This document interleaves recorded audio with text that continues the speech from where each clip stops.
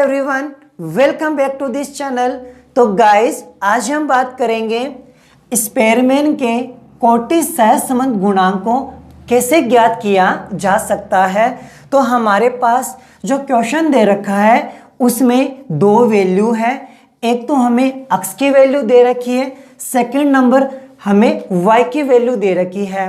तो सबसे पहले हम एक तालिका बनाएंगे जिसमें x की वैल्यू को जो दे रखी है उसको वैसा वैसा लिख देंगे। फिर हम y की वैल्यू जो हमें दे रखी है वैसा वैसा हम y की वैल्यू को भी लिख देंगे। अब हम यहाँ पर जो x की वैल्यू है इसको हम रैंक देंगे, यानी कोटि देंगे।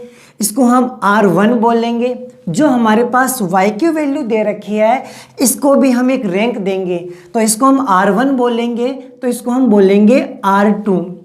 तो रैंक कैसे देते हैं, यानी जो x की वैल्यू दे रखी है इसमें जो बड़ी संख्या है इसको हम फर्स्ट रैंक देंगे, उससे जो छोटी संख्या है उसको हम सेकंड रैंक देंगे, और उससे जो और छोटी संख्या है उसको हम थर्ड रैंक देंगे। ऐसे जितनी संख्या छोटे से छोटी संख्या आती जाएगी उसको हम रैंक देते जाएंगे। तो इसके अंदर सबसे बड़ी वैल्यू दे रखी है 30, इसको हम फर्स्ट रैंक दे देंगे।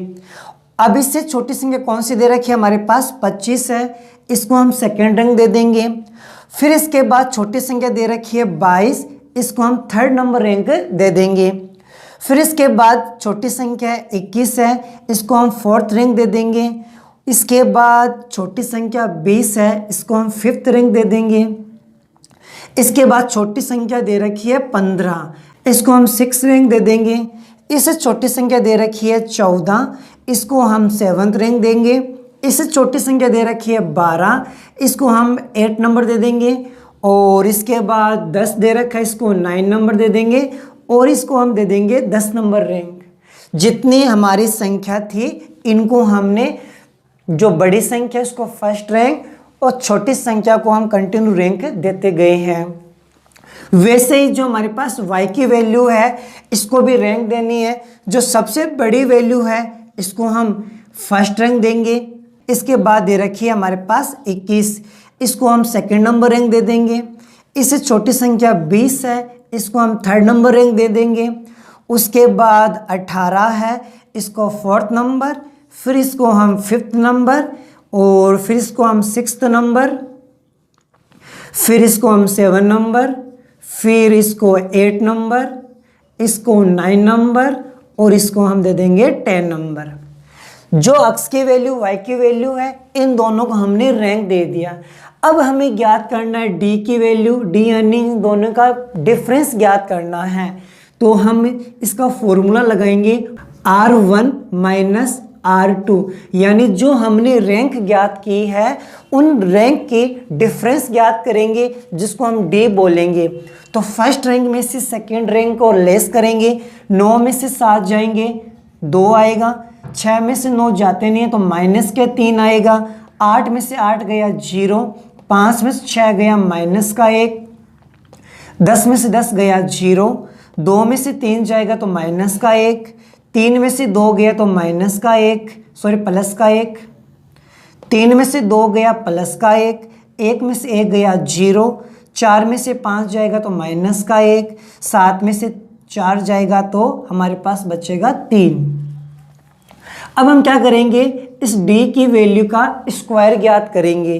तो 2 की स्क्वायर हो जाती है 4, 3 की स्क्वायर हमारे पास हो जाएगी 9, फिर 1 की स्क्वायर कितनी हो जाएगी 1, फिर 1 की स्क्वायर कितनी हो जाएगी 1, 1 की स्क्वायर भी 1 होती है, 0 की स्क्वायर 0, 1 की स्क्वायर 1, और 3 की स्क्वायर हो जाएगी 9। अब हम इस d की जो स्क्वायर है इसकी हम टोटल ज्ञात करेंगे। तो सिग्मा d की स्क्वायर, 9 1 10, 11 12 13, 13 9 हो जाएगा 22, 22 और 4 हो जाएगा 26। तो हमारे पास सिग्मा d की स्क्वायर की वैल्यू कितनी आ जाएगी, 26 आ जाएगी।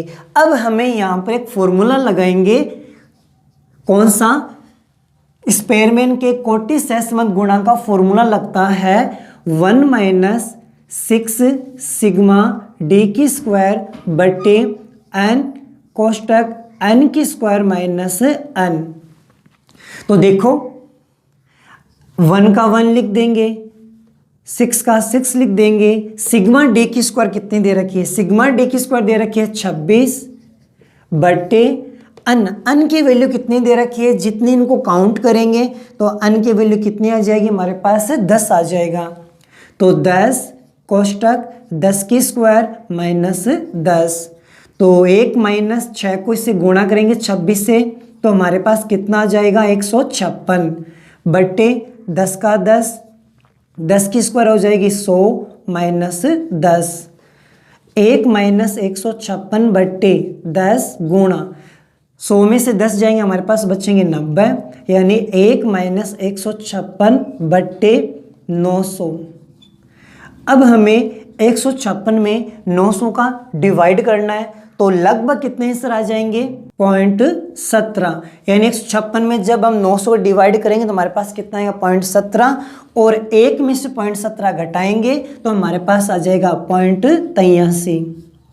तो हमारे पास सहसंबंध गुणांक का आंसर कितना आएगा 0.83। तो सबसे पहले जो आपके पास ये दोनों वैल्यू दे रखी है, दोनों वैल्यू को लिखेंगे, दोनों वैल्यू को हम रैंक देंगे। उसके बाद जो दोनों रैंक आई है तो R1 से R2 को लेस करेंगे, हमारे पास D की वैल्यू आएगी, फिर D का स्क्वायर कर देंगे और स्क्वायर का टोटल करेंगे, फिर ये वाला फॉर्मूला लगा देंगे।